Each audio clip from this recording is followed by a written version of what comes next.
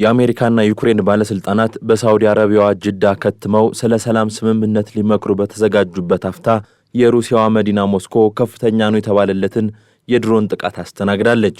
በቅርብ ወራት ከተፈጸሙ መሰል ጥቃቶች ትልቁ ነው የተባለለትና በሞስኮ የሰዓት አቆጣጠር ሌሊት 10 ሰዓት ላይ የተፈጸመው ጥቃት የአንድ ሰው ሕይወት ስለመቅጠፉ፣ 3 ሰዎች ደግሞ እንዲጎዱ ስለማድረጉ በስፋት ተዘግቧል። በከተማው የሚገኙ 7 የመኖሪያ አፓርትመንት ህንጻዎች ደግሞ የሩሲያን የጥቃት መከላከያ ስርዓት ባለፉ ተተኳሾች ኢላማ ውስጥ ገብተዋል። በወደ ውጊያ ያላት እንቅስቃሴ እያደር ተቀዛቅዟል የሚባልላት ዩክሬን በሞስኮ የፈጸመችው ጥቃት በከተማዋ ዙሪያ የሚገኙ 4 የአውሮፕላን ማረፊያዎች የሚያስተናግዱትን በረራ በጊዜያዊነት እንዲያቋርጡ ማድረጉም ተነግሯል። መሰሉ ጥቃት በሞስኮ ከተማ ለመጨረሻ ጊዜ ተፈጽሞ የነበረው ባለፈው ህዳር ወር እንደነበር የጠቆመው አርቲ ፕሬዚዳንት ዶናልድ ትራምፕ ወደ ነጩ ቤተ መንግስት ከገቡ በኋላ በሞስኮ ላይ የተቃጣ የመጀመሪያው የድሮን ጥቃት ስለመሆኑም ጠቁሟል። ይህም ሆኖ ግን ሩሲያ ለጥቃት የተላኩ ከ300 በላይ የዩክሬን ድሮኖችን በመከላከያ ስርዓቷ ስለማውደሙ አስታውቃለች።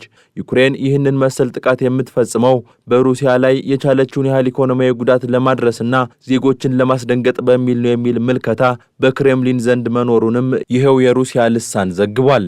ይሁንና በሳውዲ አረቢያ የከተሙት ባለስልጣናት በጥቃቱ ዙሪያ በቀጥታ የሰነዘሩት ሐሳብ ስለመኖሩ ይህ ዘገባ እስከተጠናቀረበት ጊዜ ድረስ አልተሰማም።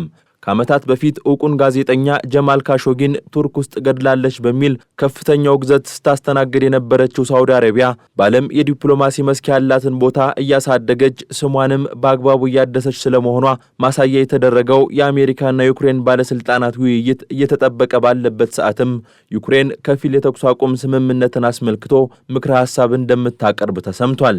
ይሁንና በዚህ ምክረ ሐሳብ ላይ የምድር ጦር የተኩስ አቁም ስምምነት አለመካተቱ ነው የተነገረው። የፕሬዝዳንት ዘለንስኪ ጽህፈት ቤት አማካሪው ሰርሂ ሌስቼንኮ አሉት ብሎ አናዶሉ እንደዘገበውም ሩሲያን ተጠቃሚ የሚያደርግ የስምምነት አንቀጽ እንዳይካተት የሚለው አቅጣጫ በዩክሬን ባለስልጣናት በኩል ቅድሚያ ከሚሰጣቸው ጉዳዮች መካከል ነው። በዚህም የአየር እንዲሁም የባህር ላይ ጥቃቶች በከፊል የተኩስ አቁም እቅዱ ላይ ቢካተቱም የምድር ጦር የተኩስ አቁሙ ግን ሩሲያን ተጠቃሚ የሚያደርግ በመሆኑ በእቅዱ ውስጥ እንዳልተካተተ ነው አማካሪው የተናገሩት። ቭላዲሚር ፑቲን ይህንን እድል የሚያገኙ ከሆነ አቅማቸውን አሰባስበው ጦርነቱን ዳግም ያስጀምሩታል የሚል ስጋት በዩክሬን በኩል መኖሩንም አማካሪው ጠቁመዋል።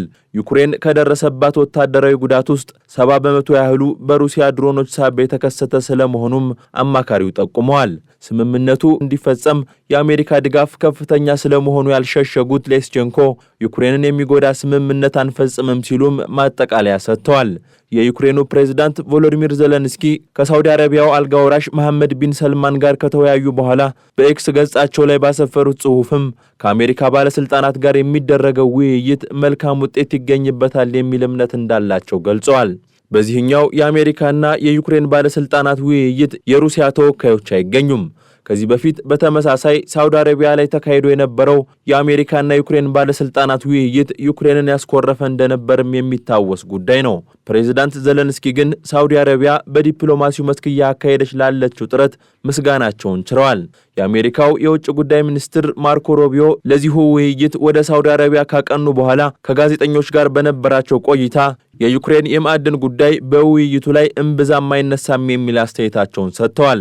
ምንም እንኳን የውይይቱ አካሄድ በተቀመጠለት እቅድ መሰረት ይካሄዳል የሚለው ጉዳይ ጥያቄ ውስጥ የገባ ቢሆንም የጦርነቱን መቋጫ በማመላከት ረገድ ግን ትልቅ ሚና እንደሚኖረው ነው የተነገረው። በሩሲያና ዩክሬን ጦርነት ውስጥ ቁልፍ ከሆኑ ቦታዎች መካከል በምትጠቀሰውና በከፊል በዩክሬን ቁጥጥር ስር በምትገኘው የሩሲያ ኩርስክ ግዛት ውስጥ ያለው ፍልሚያም ስለመቀጠሉ መረጃዎች ይፋ ተደርገዋል።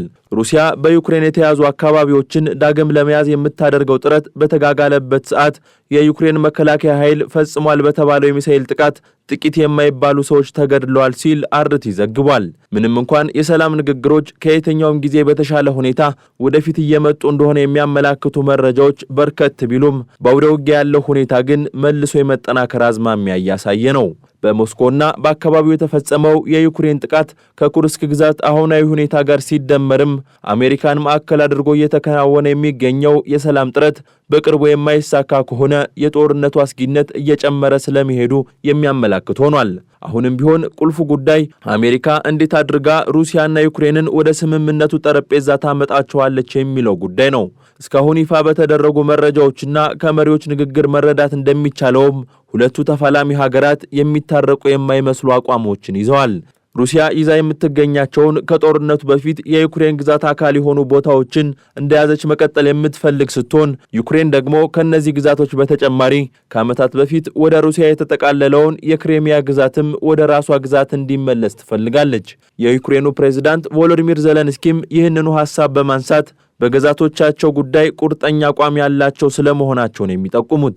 በዛሬው የአሜሪካና ዩክሬን ባለስልጣናት ውይይት ላይ የሚሳተፉት የአሜሪካው የውጭ ጉዳይ ሚኒስትር ማርኮ ሩቢዮ ለመገናኛ ብዙሃን እንደሰጡት ቃል በዚህኛው ውይይት ዩክሬን ለሰላም ስምምነቱ በሚል የምታቀርበውን እቅድ መመልከት ቀዳሚው ጉዳይ ነው።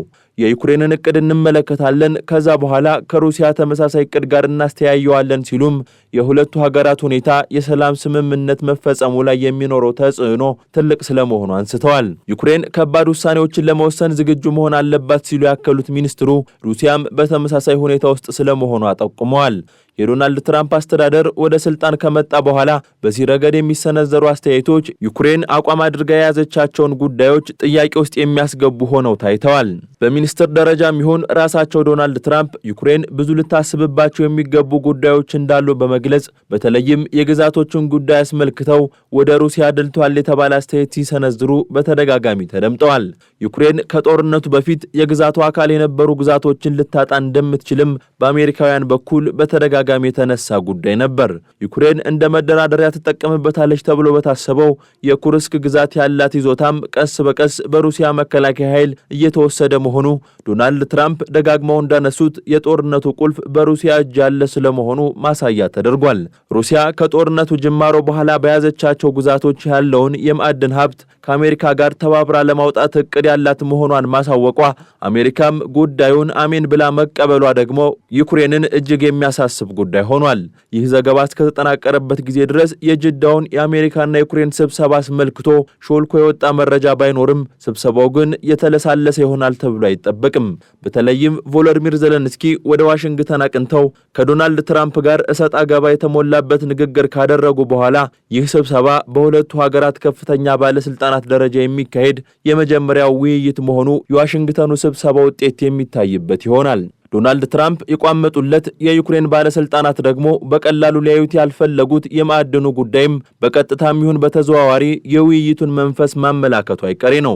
ከናዚ ወረራ በኋላ በኩርስክ ትልቅ የግዛት ወረራ ተፈጽሞብኛል የምትለው ሩሲያም የድርድሩን ሁኔታ በቅርበት ከመከታተል ባለፈ ግዛቷን ለማስመለስ በተለያዩ አቅጣጫዎች የምታደርገውን መገስገስ አጠናክራለች ያለው ሮይተርስ ይህ ጉዳይ ዩክሬን ለመደራደር ያላትን አቅም የሚቀንስ ስለመሆኑ ነው የዘገበው። የአሜሪካና የሩሲያ ባለስልጣናት በሳዑዲና በቱርክ ካደረጓቸው ውይይት በኋላ የሚካሄደው የአሜሪካና የዩክሬን ባለስልጣናት ውይይትም እጅግ ተጠባቂ ሆኗል።